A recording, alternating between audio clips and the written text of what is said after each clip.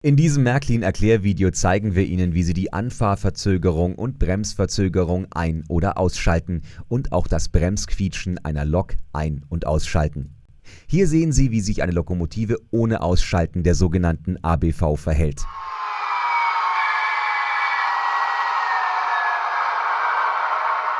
Wenn Sie wollen, dass die Lok aber sofort startet und auch sofort bremst, können Sie die Funktion ABV ausschalten.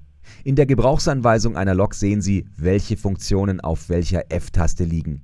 In diesem Fall liegt die Funktion auf der F4-Taste und das Symbol ist eine kleine Schildkröte. Damit können Sie die Funktion ein- oder ausschalten.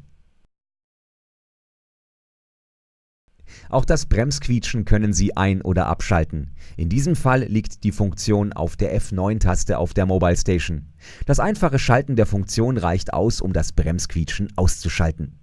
Auch in der CS3 finden Sie beide Funktionen. In der CS3 wählen Sie die gewünschte Lokomotive aus und schalten unter den Funktionen das Bremsquietschen mit dieser Taste und die Anfahr- und Bremsverzögerung schalten Sie mit dieser Taste.